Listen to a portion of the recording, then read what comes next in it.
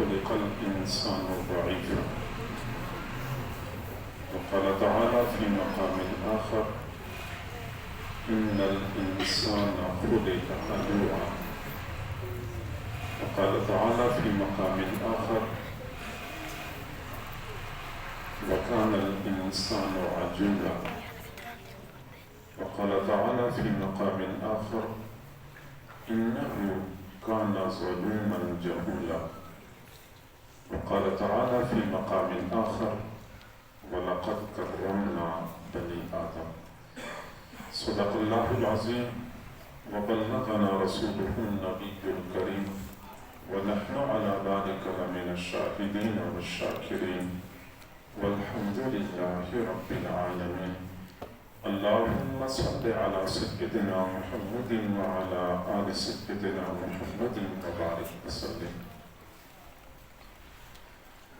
اللہ رب العزت نے اپنی قدرت کاملہ سے انسان کو پیدا فرمایا اور اپنی حکمت کاملہ سے اسے اشرف المخلوقات بنایا، مخدوم کائنات بنایا، اپنی خلافت کا تاج اس کے سر پہ سجایا۔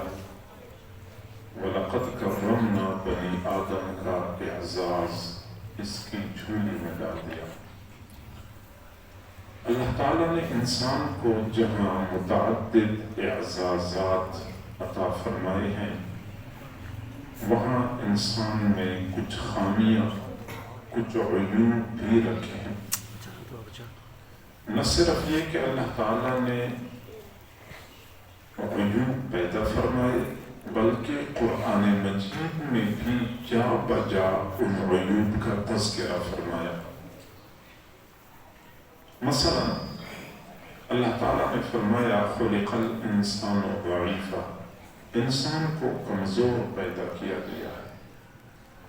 ویسے تو پتہ نہیں انسان اپنے آپ کو کیا کچھ سمجھتا ہے، جبکہ حقیقت یہ ہے کہ جتنا یہ انسان کمزور ہے شاید ہی کوئی دوسری مخلوق اتنی کمزور ہے۔ آپ لوگ دیکھتے ہیں اگر ایک مکھی انسان کو تنگ کرنا شروع کر دے تو اس مکھی سے جان چھڑانی بندے کے لیے دشوار ہو جاتی ہے۔ یہاں بیٹھ جاتی ہے، بندہ یہاں سے اڑاتا ہے تو یہاں بیٹھ جاتی ہے، یہاں سے اڑائے تو یہاں بیٹھ جاتی ہے۔ بھری مجلس میں بندے کو تماشا بنا دیتی ہے یہ مکھی۔ مکھی سے جان چھڑانی دشوار ہو جاتی ہے۔ وقت کے حکمران کو جب بھرے دربار میں مکھی نے تنگ کرنا شروع کر دیا تو زج ہو کے کہنے لگا کہ مجھے نہیں معلوم کہ اللہ نے یہ مکھیاں کس لیے پیدا کی ہیں۔ تو ایک وزیر با تدبیر نے کہا کہ بادشاہ سلامت، اللہ تعالیٰ نے مکھیاں اس لیے پیدا کی ہیں کہ ہم جیسوں کو ان کی اصل اوقات یاد دلاتی رہیں، پتہ چلے کہ تمہاری کیا حقیقت ہے۔ بڑے بادشاہ بنے پھرتے ہو، مجھ سے جان چرا کے دکھا دیں۔ ہمارے مدرسے میں گرمی کے موسم میں طلباء مچھروں سے بچنے کے لیے مچھردانی استعمال کرتے ہیں، تو میں ان طلباء کے ساتھ کبھی کبھار خوشطبی کرتا ہوں اور ان کو کہتا ہوں کہ تم روس اور امریکہ کو للکارتے ہو اور مچھروں کے ڈر سے مچھردانی میں رات گزارتے ہو۔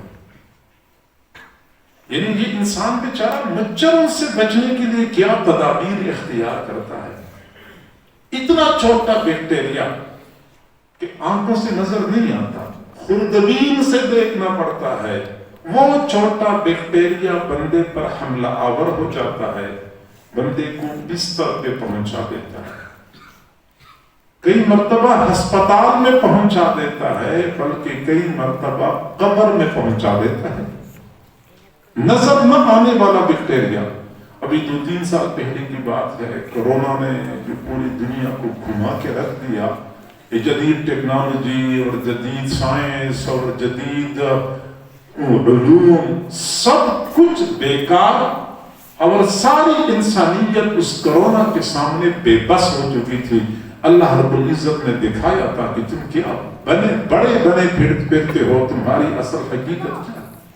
انسان کمزور ہے، اور اس کے مقابلے میں جنات اور فرشتے بہت طاقتور، اتنے طاقتور۔ حضرت سلیمان علیہ السلام اپنے دربار میں بیٹھے تھے اور فرمایا ایکم یأتینی بعرشها قبل ان یأتونی مسلمین، اور میرے درباریوں، ملکہ بلقیس میرے پاس آ رہی ہے، تم میں سے کون ہوگا جو اس کے تخت کو اٹھا کے میرے پاس لے کے آ جائے اس سے پہلے کہ وہ لوگ پہنچ جائیں؟ قال عفریت من الجن انا آتیک بہ قبل ان تقوم من مقامک، ایک بہت بڑے دیو نے کہا کہ ابھی آپ یہاں سے کھڑے نہیں ہو چکے ہوں گے کہ میں ملکہ بلقیس کا تخت آپ کے پاس یہاں حاضر کر دوں گا۔ طاقتور فرشتے اتنے طاقتور، حضرت جبرائیل علیہ السلام، جبرائیل علیہ السلام نے حضرت لوط علیہ السلام کی قوم کی پوری بستی کو ایک پر کے ساتھ اٹھایا، آسمان تک پہنچایا، الٹا کر کے زمین پر پھینک دیا۔ تیز رفتار اتنا ہے، لوگ کہتے ہیں کہ روشنی کی رفتار بڑی تیز ہوتی ہے، بجلی بہت تیزی سے پہنچتی ہے، فرشتہ اس سے بہت زیادہ تیز رفتار۔ کہ جب حضرت یوسف علیہ السلام کو بھائیوں نے کنویں میں پھینکا، اللہ تعالیٰ نے عرش پر جبرائیل علیہ السلام کو حکم دیا کہ جلدی کرو، حضرت یوسف علیہ السلام ابھی کنویں کی تہ میں نہ پہنچ چکے ہوں، آپ پہنچ جائے اور ان کو سنبھال، اور ابھی وہ کنویں کی تہ تک نہیں پہنچ سکے تھے کہ جبرائیل علیہ السلام پہنچ گئے اور ان کو سنبھال دیا۔ انسان کمزور ہے۔ انسان کی دوسری خامی جو قرآن میں ذکر ہو چکی ہے، وَكَانَ الْإِنسَانُ عَجُولًا، انسان بڑا جلد باز ہے، اتنا جلد باز کہ یہ کوئی بھی کام کرتا ہے چاہتا ہے کہ بس آج میں کام کروں، اس کا نتیجہ کوئی سامنے آ جائے اگلے دن، ایک دن میں نتیجہ چاہتا ہے۔ شام کے وقت ڈاکٹر کے پاس گئے، دوائی لی، صبح تک فرق نہ ہوا، صبح ایک اور ڈاکٹر کے پاس جا رہے ہوتے ہیں، صبح ایک ڈاکٹر سے دوائی لی، شام تک فرق محسوس نہیں ہوا، شام کو ایک اور ڈاکٹر کے پاس جا رہے ہوتے ہیں، جلد باز ہے۔ کئی مرتبہ ہمیں لوگ کہتے ہیں حضرت بیٹا نافرمان ہے، دعا مانگ تو مجھے کوئی وظیفہ بتا دو، کوئی وظیفہ بتا دو۔ اب ہم وظیفہ بتاتے ہیں، یہ رات کے وقت وظیفہ پڑھتے ہیں، اگلے دن بچے کو بڑے غور سے دیکھتے ہیں کہ اس میں کوئی تبدیلی آئی ہے یا نہیں ہے۔ شادی ہو جاتی ہے، شادی کے بس مہینہ 2 مہینے بعد بڑے پوچھنا شروع کر دیتے ہیں کیا مسئلہ ہے، کوئی نتیجہ سامنے نہیں آ رہا، پتہ نہیں کوئی خبر، کوئی خوشخبری نہیں ہے، جلد بازی۔ میرے پاس ایک نوجوان آیا اور کہنے لگا شادی کو 5 مہینے ہو چکے ہیں، ابھی تک اولاد نہیں ہے۔ میں نے کہا خدا کے بندے، 5 مہینوں میں جو اولاد ہوتی ہے وہ اچھی نہیں ہوتی، کچھ تو صبر کرو۔ انسان جلد باز، اور اسی جلد بازی کی وجہ سے یہ حادثے ہوتے ہیں اور یہ نقصانات ہوتے ہیں، ٹریفک جام ہو گئی۔ انسان جلد باز ہے۔ انسان کے اندر ایک اور خامی ہے، ان الانسان خلق ہلوعا، بڑا حریص، اتنا حریص۔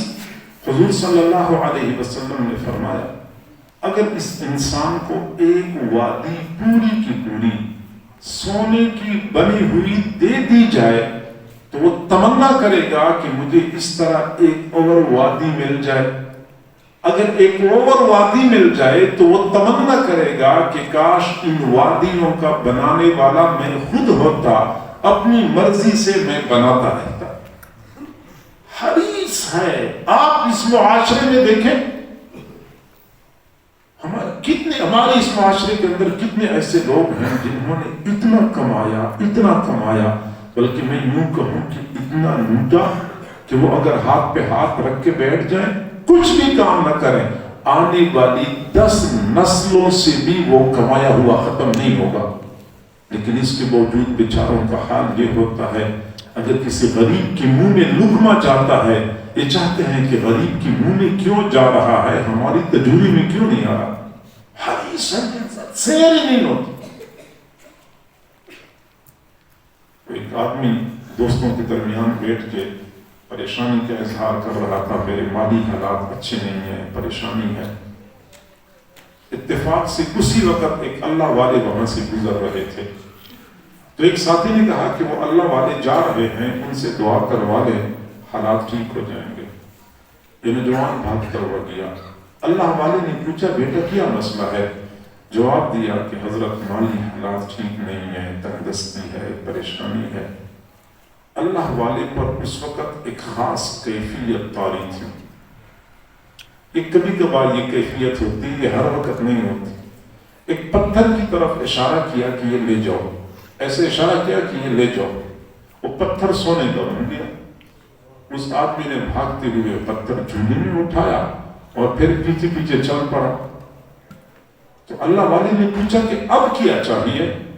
اس نے کہا حضرت اسی طرح ایک اور پتھر چاہیے۔ حضرت نے فرمایا کہ یہ لے جاؤ، ایک اور پتھر کی طرف اشارہ کیا، وہ پتھر بھی سونے کا بن گیا، وہ بھی جھولی میں ڈال دیا۔ پھر پیچھے پیچھے بھاگ پڑا، پوچھا اب کیا چاہیے؟ اس نے کہا اب یہ انگلی چاہیے جس کے اشارے سے پتھر سونا بن جاتا ہے۔ انہیں چاہت ہوتی ہے کہ بس میں مسلسل سونا بناتا رہوں اور جمع کرتا رہوں۔ یہ انسان حریص ہے۔ انسان کی ایک اور خامی ہے، انہو کان ظلوما جہولا، یہ بڑا ظالم ہے۔ جب ظلم کرتا ہے تو دشمنوں پہ ظلم کرتا ہے، جب ظلم کرتا ہے تو اپنے دوستوں پہ ظلم کرتا ہے، ظلم کرتا ہے تو اپنے اہل و عیال پر ظلم کرتا ہے، جب یہ ظلم کرتا ہے تو اپنی ذات پر ظلم کرتا ہے۔ اللہ بڑا ظالم ہے، بڑا۔ میں اس وقت تفصیل سے نہیں بتا سکتا کہ یہ لوگ کس طرح اپنے اوپر ظلم کرتے ہیں، کس طرح اپنے اہل و عیال پہ ظلم کرتے ہیں۔ ظلوماً بڑا ظالم ہے، جہولا یہ بڑا جاہل ہے۔ ویسے تو ہر بندہ بڑا افلاطون اور ارسطو بنا پھرتا ہے، جبکہ حقیقت یہ ہے کہ اس بیچارے کے پاس علم کچھ نہیں۔ علم کچھ، انسان کتنا سمجھدار ہے اور کتنا علم اور سمجھ والا ہے کہ اگر آپ کسی بندے سے کہتے ہیں نا کہ جانور ہے تو وہ لڑنے مرنے کے لیے تیار ہو جائے گا کہ تم نے مجھے جانور کہا ہے۔ اگر اسی بندے کو آپ کہہ دے کہ شیر ہے، ایسے چوڑا ہو جاتا ہے کہ مجھے شیر کہہ دیا، حالانکہ شیر جانور ہوتا ہے اور کچھ نہیں ہوتا۔ جانور کہنے پہ لڑنے والا شیر کہنے پہ چوڑا ہو جاتا ہے کہ میں ماشاءاللہ بڑا اچھی بات کی آپ نے۔ انسان جاہل ہے۔ سوال یہ پیدا ہوتا ہے کہ اگر یہ جاہل بھی ہے، یہ کمزور بھی ہے، یہ عجول بھی ہے، حریص بھی ہے، اتنی ساری خامیاں اس انسان میں ہیں، تو اللہ تعالیٰ نے انسان کو اشرف المخلوقات کیوں بنایا؟ روئے زمین پر اپنی خلافت کے لیے انسان کا انتخاب کیوں کیا؟ وَلَقَدْ كَرَّمْنَا بَنِي آدم کا اعزاز اس انسان کی جھولی میں ڈال دیا جس کے اندر اتنی ساری خامیاں موجود ہیں۔ یہ ایک بنیادی سوال ہے جو آپ کو سمجھانا ہے۔ تو کسی نے کہا کہ انسان کو اس لیے اللہ نے اپنا خلیفہ بنایا کہ اس کے پاس علم ہے۔ حالانکہ یہ بات اتنی معقول نہیں ہے۔ اگر انسان کے پاس علم ہے تو فرشتوں کے پاس بھی علم ہے، جنات کے پاس بھی علم ہے۔ علم کی وجہ سے انسان اشرف المخلوقات نہیں ہے۔ کسی نے کہا کہ انسان کے پاس عقل ہے اس لیے یہ اشرف المخلوقات ہے۔ یہ بات بھی اتنی معقول نہیں ہے، کیونکہ اگر انسان کے پاس عقل ہے تو فرشتوں کے پاس بھی عقل ہے، جنات کے پاس بھی عقل ہے، تو جنات کو بھی اشرف المخلوقات ہونا چاہیے تھا، حالانکہ ایسا کچھ بھی نہیں ہے۔ یہ وجہ نہیں ہے میرے بھائیوں۔ اللہ تعالیٰ نے اس انسان کو ایک ایسی نعمت عطا فرمائی ہے جو کسی اور انسان کو نصیب نہیں ہوئی، اور اسی نعمت کی وجہ سے اللہ نے اس کو اشرف المخلوقات بنایا ہے، اور وہ ہے اللہ تعالیٰ کی محبت کا جذبہ۔ محبت الہی کا وہ جذبہ صرف انسان کو عطا کیا گیا ہے، کسی اور مخلوق کو عطا نہیں کیا گیا۔ سورج چاند ستارے بھی اللہ تعالیٰ کی فرمان برداری کرتے ہیں، چرند پرند بھی اللہ کی تسبیح کرتے ہیں، زمین اور پہاڑ بھی اللہ تعالیٰ کی اطاعت کرتے ہیں، لیکن تمام مخلوق اللہ کا ذکر کرتی ہے، اطاعت کرتی ہے اللہ کے ڈر سے۔ انسان وہ واحد مخلوق ہے جو اللہ کی عبادت کرتا ہے اللہ کی محبت کی وجہ سے۔ یہ محبت الہی کا جذبہ اس انسان کی خصوصیت ہے، اور اسی جذبے کی بنا پہ انسان تمام مخلوق میں اشرف اور برتر ہے۔ جنات میں محبت الہی کا جذبہ نہیں ہے۔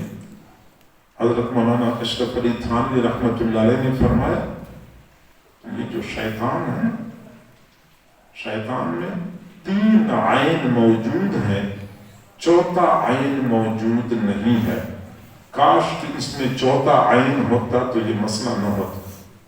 اس میں 3 عین ہیں، عین عالم، عین عابد، عین عارف۔ شیطان عالم ہے، کتنا بڑا عالم ہے؟ حضرت آدم علیہ السلام سے لے کر حضور صلی اللہ علیہ وسلم تک تمام ادیان کا علم یہ رکھتا ہے، بدبخت عالم ہے، عارف ہے، اللہ کی معرفت اس کو حاصل ہے۔ جب اللہ تعالیٰ نے اس کو دربار سے نکالا، نکلتے نکلتے اس نے ایک دعا مانگی، رب انظرنی الی یوم یبعثون۔ گویا کہ شیطان کو اس بات کی معرفت حاصل تھی کہ ان حالات میں بھی اللہ تعالیٰ کسی کی مانگی ہوئی دعا کو رد نہیں کرتا، معرفت حاصل تھی۔ عارف ہے اور عابد ہے، شیطان نے زمین کے چپے چپے پہ سجدے کیے ہیں۔ عالم ہے، عارف ہے، عابد ہے۔ حضرت تھانوی رحمۃ اللہ علیہ فرماتے ہیں کہ افسوس کہ شیطان عاشق نہیں ہے۔ اگر یہ عاشق ہوتا تو کبھی بھی آدم علیہ السلام کے سامنے سجدہ کرنے سے انکار نہ کرتا، یہ نہ کہتا کہ انا خیر منہ، میں بہتر ہوں، کیونکہ عشق اور محبت سب سے پہلے بندے کی میں کو مٹا دے۔ انسان کی وجہ امتیاز اللہ تعالیٰ کی محبت ہے، اور یہی وجہ ہے کہ جو لوگ اللہ تعالیٰ کی محبت والے ہوتے ہیں وہ تو یقیناً اشرف المخلوقات ہوتے ہیں، اور جس کو اللہ کی محبت میں سے کوئی حصہ نصیب نہیں ہے تو وہ اشرف المخلوقات کہلائے جانے کا حقدار نہیں ہے، کیونکہ جس علت کی وجہ سے یہ اشرف المخلوقات بننا تھا وہ علت موجود نہیں ہے۔ پھر ایسے بندوں کے بارے میں فرمایا اولئک کالانعام بل ہم اضل، یہ چوپائیوں کی طرح ہیں بلکہ چوپائیوں سے بھی زیادہ گئے گزرے۔ تو میرے بھائیو، محبت الہی انسان کے لیے وجہ امتیاز ہے، انسان کے شرف اور اعزاز کا باعث۔ صرف یہ نہیں بلکہ یہی محبت الہی ایمان کی حلاوت اور مٹھاس کا باعث بھی ہے۔ صحیح بخاری شریف کی روایت ہے، حضور صلی اللہ علیہ وسلم نے فرمایا ثلاث من کن فیہ وجد بہن حلاوت الایمان، 3 خصلتیں جس بندے میں پائی جائیں وہ ایمان کی مٹھاس محسوس کر لے گا۔ ان میں سے پہلی خصلت ان یکون اللہ ورسولہ احب الیہ مما سواہما، کہ بندے کو اللہ اور رسول کے ساتھ ما سوا سب سے زیادہ محبت ہو، اللہ اور رسول کے ساتھ سب سے زیادہ محبت ہو۔ جب یہ محبت بندے کو حاصل ہوتی ہے تو بندہ ایمان کی حلاوت کا حامل بن جاتا ہے، اور جب ایمان کی مٹھاس بندے کو مل جاتی ہے تو نیک اعمال کی لذت سے آشنا ہو جاتا ہے۔ میرے بھائیوں، ہمیں نہیں پتا کہ نماز میں کیا لطف پوشیدہ ہے، تلاوت کرتے ہوئے بندے کو کیا سرور ملتا ہے، روزے میں بھوک اور پیاس برداشت کرتے ہوئے کیا لذت بندے کو ملتی ہے، اللہ اللہ کہتے ہوئے بندے کا پورا جسم شیر و شکر کیسے بن جاتا ہے، یہ ان لوگوں کو پتہ چلتا ہے جن کے دل اللہ کی محبت سے آشنا ہوتے ہیں۔ دل میں محبت کا ایک قطرہ آ جاتا ہے تو بندہ اعمال کی لذت سے آشنا ہو جاتا ہے۔ یاد رکھیں، جس طرح مادی دنیا میں کچھ لذات ہیں، اسی طرح روحانی دنیا میں بھی کچھ لذات ہیں۔ مادی دنیا میں نرم اور مرخن غذائیں کھانے کا اپنا مزہ ہے، جبکہ روحانی دنیا میں اللہ کی خاطر بھوکا پیاسا رہنے کا اپنا مزہ ہے۔ نرم نرم بستروں پہ شباشی کرنے کا اپنا مزہ ہے، جبکہ آدھی رات کے وقت اللہ کے سامنے رکوع سجدہ کرنے کا اپنا مزہ ہے۔ سکرین کے سامنے بیٹھ کے تھرکتے جسموں کے تماشے دیکھنے کا اپنا مزہ ہے۔ قرآن عظیم الشان کو کھول کر تلاوت کرنے کا اپنا مزہ ہے۔ دوسروں کی بیٹیوں کے ساتھ پوری رات سیل فون پہ گفتگو کرنے کا اپنا مزہ ہے، جبکہ رات کے آخری پہر مناجات کے ذریعے اپنے محبوب کے ساتھ تار جوڑنے کا اپنا مزہ ہے۔ یار دوستوں کے درمیان محفلوں میں کھلکھلا کے ہنسنے کا اپنا مزہ ہے، جبکہ رات کی تنہائیوں میں اللہ کے سامنے آنسو بہانے کا اپنا مزہ ہے۔ دوستوں کے ساتھ دنیا کے سیر سپاٹوں پہ جانے کا اپنا مزہ ہے، جبکہ اللہ کے دین کی خاطر در در کی ٹھوکریں کھانے کا اپنا مزہ ہے۔ مادی دنیا کی اپنی لذات، روحانی دنیا کی اپنی لذات ہیں۔ افسوس سے کہنا پڑتا ہے کہ ہم روحانی دنیا کی لذات سے نا آشنا ہو چکے۔ آج نوجوان سے کہہ دینا کہ فلاں بزرگ عشاء کے بعد تلاوت کرنے کے لیے بیٹھ گیا اور فجر تک تلاوت کرتا رہا، کہتے ہو نہیں سکتا۔ اچھا، عشاء کے بعد نماز پڑھنی شروع کی اور فجر تک نمازیں پڑھتا رہا، کہتے نہیں ہو سکتا۔ اسی نوجوان سے کہتے ہیں کہ فلاں لڑکا اس نے اپنی محبوبہ کے ساتھ عشاء کے بعد بات کرنی شروع کر دی اور فجر تک باتیں کرتا رہا، کہتے ہاں یہ ہو سکتا ہے۔ یہ اس لیے ہو سکتا ہے کہ اس دنیا کی لذات کا پتہ ہے، اور وہ اس لیے نہیں ہو سکتا کہ اس دنیا کی لذات کا ہمیں پتہ نہیں ہے۔ اور دنیا کی گندی مخلوق کے ساتھ پوری رات بات کرنا بندے کے لیے آسان ہوتا ہے، تو اپنے پاک محبوب کے ساتھ پوری رات مناجات کرنا کیوں دشوار ہو جاتا ہے؟ ہمیں نہیں پتا اس میدان کے مزے کیا ہیں، اس میدان میں لطف کیا خوشی ہے۔ میرے بھائیوں، اللہ رب العزت کی محبت کا ایک قطرہ بندے کو نصیب ہو جائے، زندگی میں ایسا انقلاب آ جائے۔ اعمال کرتے ہوئے بندہ تھکتا نہیں ہے، قرآن کی تلاوت کرتے ہوئے بندہ سیر نہیں ہوتا۔ حضرت مولانا فضل الرحمان گنج مراد آبادی رحمت اللہ علیہ نے حضرت مولانا اشرف علی تھانوی رحمت اللہ علیہ کو فرمایا، اشرف علی، جب میں سجدہ کرتا ہوں مجھے یوں محسوس ہوتا ہے جیسے میں نے اللہ کے قدموں پہ سر رکھا ہوا ہے، سر اٹھانے کو دل نہیں کرتا، سر اٹھانے کو دل نہیں کرتا۔ جب اس کیفیت سے بندہ آشنا ہو جاتا ہے تو وہ لمبے لمبے سجدے کیوں نہ کرے، لمبی لمبی نمازیں کیوں نہ پڑھا کرے۔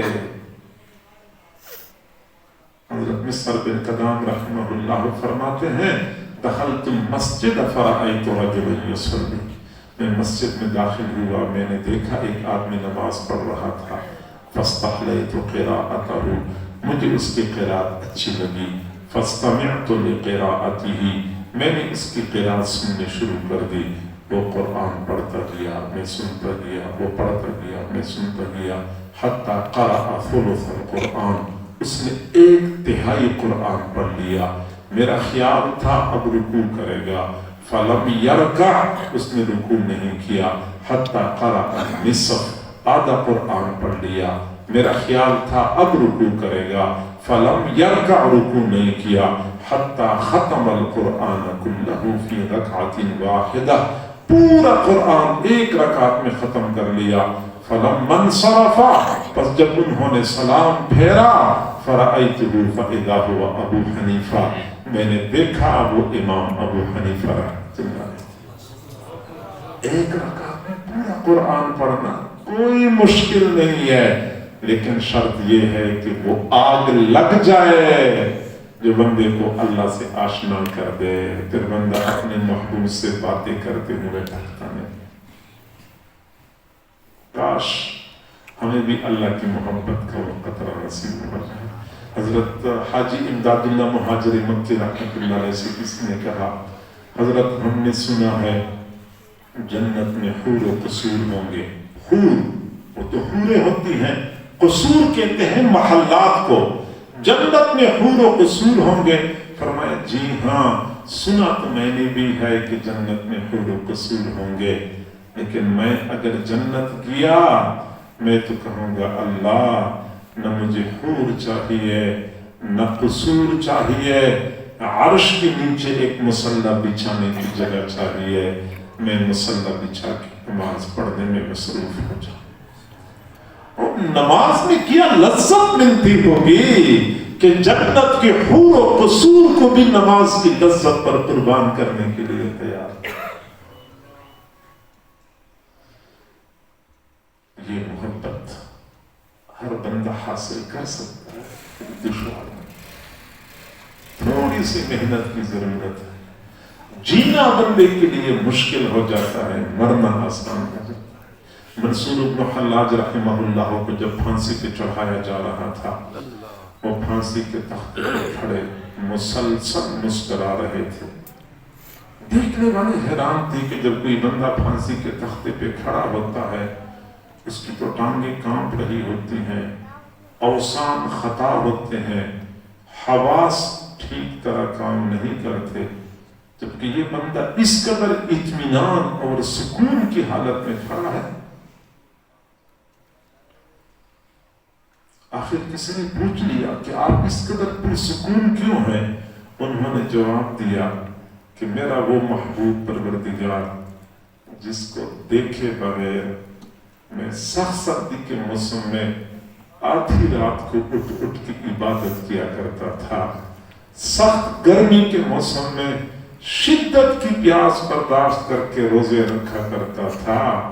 اس محبوب پروردگار سے ملاقات کا وقت آ چکا ہے کہ میں ہنسوں نہ تو اور کیا کروں۔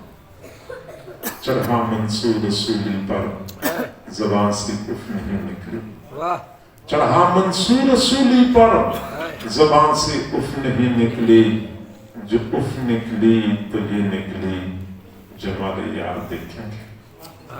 پھر بندہ اس وقت یہ کہتا ہے کہ ابھی اپنے محبوب پروردگار کی دیدار کا وقت آ چکا ہے، موت کو بہت خوشی سے قبول کرتا ہے۔ میرے بھائیوں، ایک مرتبہ اس میدان میں قدم رکھنا کسی کو نصیب ہو جاتا ہے، پھر وہ پیچھے پلٹ کے نہیں دیکھتا، پھر وہ آگے سے آگے بڑھتا ہے، کیونکہ اس میدان کی لذت ایسی ہے کہ بندے کو پوری دنیا کی لذات سے ناآشنا کر دیتی۔ ہر تمنا دل سے رخصت ہو گئی۔ حضرت جگر مراد آبادی رحمت اللہ علیہ نے، حضرت خواجہ عزیز الحسن مجذوب رحمت اللہ علیہ نے حضرت تھانوی رحمت اللہ علیہ کے سامنے 2-3 اشعار پڑھے۔ حضرت تھانوی رحمت اللہ علیہ نے فرمایا کہ اس وقت اگر میرے پاس 1 لاکھ روپیہ ہوتے تو میں آپ کو انعام کے طور پہ 1 لاکھ روپے دے دیتا۔ وہ اشعار یہ ہیں: ہر تمنا دل سے رخصت ہو گئی، اب تو آ جا، اب تو خلوت ہو گئی۔ ہر تمنا دل سے رخصت ہو گئی، اب تو آ جا، اب تو خلوت ہو گئی۔ ایک تم سے کیا محبت ہو گئی، ساری دنیا ہی سے وحشت ہو گئی۔ لاکھ جھڑکو اب کہاں پھرتا ہے دل، لاکھ جھڑکو اب کہاں پھرتا ہے دل، ہو گئی اب تو محبت ہو گئی، اب تو محبت ہو گئی۔ جب ایک مرتبہ اللہ سے محبت ہو جاتی ہے پھر بندہ پیچھے پلٹنے کا نام نہیں لیتا، پیچھے لوٹ کے نہیں آتا۔ ہمارا حال یہ ہے کہ 5 نمازیں پڑھنا ہمارے لیے دشوار، کیونکہ اللہ والوں کا 5 نمازوں سے گزارا نہیں ہوتا، 5 نمازوں کے علاوہ اور اوقات کے بہانے بنا رہے ہوتے ہیں۔ فجر کی تھوڑی دیر بعد اشراق کا بہانہ بنایا اور اپنے محبوب کے ساتھ راز و نیاز میں مصروف ہو گئے، تھوڑی دیر بعد چاشت کا بہانہ بنا کر اپنے محبوب پروردگار کے ساتھ تار جوڑ لی، مغرب کے بعد اوابین کا بہانہ بنایا، اپنے محبوب کے ساتھ راز و نیاز میں مصروف ہو گئے، اور رات کے آخری پہر تہجد کا بہانہ بنا کر اپنے عشق اور محبت کی آگ کو ٹھنڈا کرنے کی کوشش شروع کر دی۔ مجھ کو نہ اپنا ہوش نہ دنیا کا ہوش ہے، مجھ کو نہ اپنا ہوش نہ دنیا کا ہوش ہے، رہتا ہوں مست ہو کے تمہارے جمال میں، تاروں سے پوچھ لو میری روداد زندگی، تاروں سے پوچھ لو میری روداد زندگی، راتوں کو جاگتا ہوں تمہارے خیال۔ پھر بندے کی یہ حالت ہوتی ہے، پوری دنیا میٹھی نیند کے مزے لے رہی ہوتی ہے، لیکن بندے کی آنکھوں سے نیند غائب ہوتی ہے، وہ اپنے محبوب کے ساتھ راز و نیاز میں لگا ہوتا ہے۔ یہ محبت ہمیں کیسے حاصل ہو سکتی ہے، یہ بات میں نے 2-4 منٹ میں آپ کے سامنے پیش کرنی ہے، اب توجہ فرمائیں گے تو سمجھ میں آ جائے گی۔ اللہ تعالیٰ کی محبت کو حاصل کرنے کے لیے ہمیں 2 کام کرنے ہوتے ہیں، ایک تو ذکر کی کثرت کرنی ہے، کثرت ذکر کی وجہ سے دل میں اللہ کی محبت آ جاتی ہے، لیکن ذکر کرنے کے بھی 2 طریقے ہیں۔ ایک تو یہ ہے کہ ہم خود لگے ہوتے ہیں، سبحان اللہ، الحمدللہ، لا الہ الا اللہ، اللہ اکبر، یہ ذکر ہے، یہ بندہ کرتا رہے۔ دوسرا طریقہ یہ ہے کہ کسی اللہ والی کی بتائی ہوئی ترتیب کے مطابق بندہ ذکر کرے۔ ہر چیز سیکھنی پڑتی ہے، اسی طرح ذکر بھی سیکھنا پڑتا ہے، ذکر بھی سیکھنا پڑتا ہے۔ کسی اللہ والی کی بتائی ہوئی ترتیب کے مطابق اگر آپ ذکر کریں گے تو وہ ذکر زیادہ مفید ثابت ہوگا، جلدی بندے کو اللہ کی محبت سے آشنا کر دے گا۔ تو لہٰذا ایک تو کثرت ذکر کریں، کسی اللہ والے کے دامن کو تھام لیں، ان کے ہاتھ پہ بیعت کریں، ان کے بتائے ہوئے اعمال اوراد و وظائف کرتے رہیں، اللہ تعالیٰ اپنی محبت کا ایک قطرہ عطا فرما دیں گے۔ دوسرا طریقہ یہ ہے کہ اس روئی زمین پر جو اللہ والے ہوتے ہیں، جن کو مشائخ صوفیاء کہا جاتا ہے، ان کے دلوں میں اللہ تعالیٰ کی محبت کی آگ لگی ہوتی ہے۔ ہم اگر اپنے دلوں کو ان کے دلوں کے ساتھ نتھی کریں گے، یہ آگ ہمارے دلوں میں بھی منتقل ہو جائے گی۔ آپ دنیا میں تجربہ کر لیں، جو بندہ مال پیسے سے محبت کرنے والا ہو، آپ ان کے پاس چند دن بیٹھ جائیں گے تو آپ بھی مال پیسے سے محبت کرنے والے بن جائیں گے۔ جو بندہ زمینوں سے محبت کرتا ہے، ہر وقت زمین اور باغات اور فصل اور زمین اور باغات تذکرے کرتا رہتا ہے، چند دن بعد آپ بھی زمین اور باغات کی طرف مائل ہو جائیں گے۔ جو ہر وقت کاروں کی باتیں کرتا ہے کہ نئے ماڈل کی کار ہے اور فلاں کار ہے اور فلاں کار ہے، کاروں کی اور گاڑیوں کی باتیں کرتے ہیں، چند دن آپ اس کے پاس بیٹھیں گے، آپ بھی اپنے دل میں گاڑیوں کی طرف محبت اور میلان محسوس کریں گے۔ ایسے ہی وہ لوگ جن کے دلوں میں اللہ کی محبت کی آگ لگی ہوئی ہوتی ہے، آپ ان کے ساتھ اٹھنا بیٹھنا شروع کر دیں گے تو یہ آگ آپ کے دلوں میں منتقل ہو جائے گی۔ قریب جلتے ہوئے دل کے اپنا دل کر دے، قریب جلتے ہوئے دل کے اپنا دل کر دے، یہ آگ لگتی نہیں ہے، لگائی جاتی ہے۔ یہ باقاعدہ کسی دل کے ساتھ دل کو جوڑنا پڑتا ہے تو یہ آگ لگ جاتی ہے۔ خدا نخواستہ کسی گھر کو آگ لگ جائے، اگلے گھر کو خود بخود منتقل ہو جاتی ہے، اس گھر سے اگلے گھر کو منتقل ہو جاتی ہے۔ اگر ایک گھر کو آگ لگے تو اگلے گھر کو منتقل ہو جاتی ہے۔ ایسے ہی ایک دل میں آگ روشن ہو تو اگلے دل میں خود بخود منتقل ہو جاتی ہے۔ اور یہ اللہ والے ہوتے ہیں جن کے دلوں میں اللہ کی محبت کی آگ لگی ہوتی ہے۔ اللہ والے جہاں بیٹھتے ہیں ان جگہوں کو خانقاہ کہا جاتا ہے، اور یہ خانقاہیں یہ اللہ تعالیٰ کی محبت کی دکانیں ہوتی ہیں۔ حضرت مولانا فضل الرحمان گنج مراد آبادی رحمۃ اللہ علیہ نے حضرت مولانا اشرف علی تھانوی رحمۃ اللہ علیہ کو فرمایا، اشرف علی کہیں اللہ کی محبت کی دکان دیکھی ہے؟ کہیں اللہ کی محبت کی دکان دیکھی ہے؟ حضرت تھانوی رحمۃ اللہ علیہ نے فرمایا کہ جی ہاں، میں نے اللہ کی محبت کی 2 دکانیں دیکھی ہیں، ایک دہلی میں شاہ غلام علی دہلوی رحمۃ اللہ علیہ کی خانقاہ اور ایک شاہ آفاق رحمۃ اللہ علیہ کی خانقاہ۔ یہ 2 خانقاہیں اللہ کی محبت کی دکانیں ہیں، یہ اللہ والوں کی خانقاہیں اللہ کی محبت کی دکانیں ہیں۔ اور ایک وقت تھا کہ لوگ اللہ کی محبت کو حاصل کرنے کے لیے خانقاہوں میں جایا کرتے تھے، کوئی سال گزارتا تھا، کوئی 6 مہینے گزارتا تھا، کوئی 3 مہینے گزارتا تھا، اللہ کی محبت کی پڑیاں لے کر واپس اپنے گھروں کو لوٹ جایا کرتے تھے۔ آج بھی اسی چیز کی ضرورت ہے، ہم اللہ والوں کے ساتھ تعلق جوڑیں، اللہ کی محبت ہمیں نصیب ہو جائے گی۔ عشق والے نہ دکان اپنی بڑا کر کے چلیں، عشق والے نہ دکان اپنی بڑا کر کے چلے، ٹہر و منصور مجھے دل کی دوا لینے دو۔ آج وقت ہے، ہمیں دل کی دوا مل رہی ہے، اللہ والوں کے ساتھ تعلق جوڑے۔ اللہ تعالی ہم سب کو سمجھنے اور عمل کرنے کی توفیق عطا فرمائے۔ وآخر دعوانا ان الحمد للہ رب العالمین۔